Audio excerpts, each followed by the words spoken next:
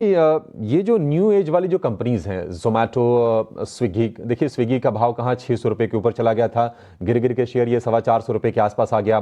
जोमेटो में देख रहे हैं कि अब 200 रुपये के आसपास स्ट्रगल कर रहा है। पेटीएम में भी ऊपरी स्तरों से प्रेशर हम देख रहे हैं। ये स्पेस आपको कैसा लग रहा है, और क्या कहीं वैल्यूएशन के हिसाब से कोई शेयर आपको आकर्षक लग रहे हैं इस समय?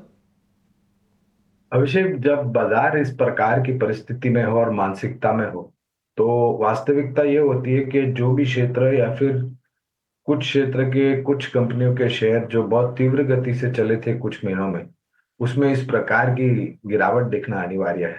आपने देखा होगा पेटीएम भी 650 700 से चला तो वो 1000 के ऊपर जा करके थोड़ा बहुत थमा और फिर नीचे के तरफ के दायरे। उसी तरीके से पॉलिसी बाजार, पीबी फिनटेक, उसी तरीके से आपने बताया जोमेटो और स्विगी।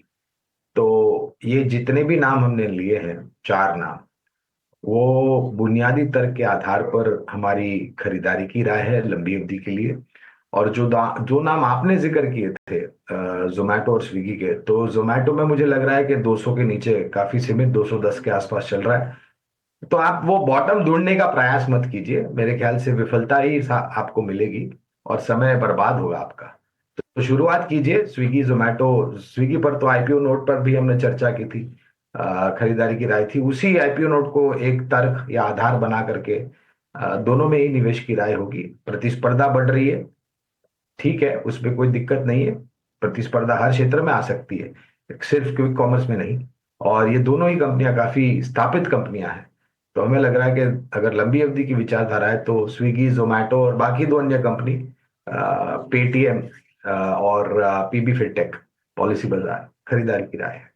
चलिए, तो न्यू एज कंपनियों पर एक फंडामेंटल टेक और इनफैक्ट माइंडसेट जो है ना, लॉन्ग टर्म प्ले का ही इस वक्त बनाकर चलना है। और न्यू एज टेक्नोलॉजी या न्यू एज स्पेसेस पर भी फोकस ज़रूर किया जा सकता है, लेकिन इन स्तरों पर कोई पोजिशनल या शॉर्ट टर्म अप मूव्स की बिल्कुल गुंजाइश नहीं है। लंबी अवधि में हो सकता है कि यहाँ पर परफॉर्मेंस ज़रूर देखने को मिले।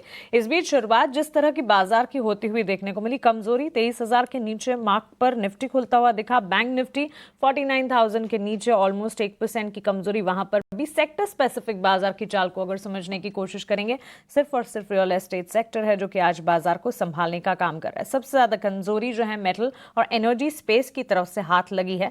निफ्टी के कॉन्स्टिट्यूएंट्स की अगर बात करें, 50 में से ऑलमोस्ट 45 कंपनियां हैं जो कि लाल निशान के साथ बिकवाली झेल रही है 7 महीने के निचले स्तर पर। On an intraday basis Nifty ने आज ट्रेड कर दिखा। स्मॉल कैप और मिड कैप यानी कि ब्रॉडर मार्केट्स की चाल को भी समझने की कोशिश करेंगे।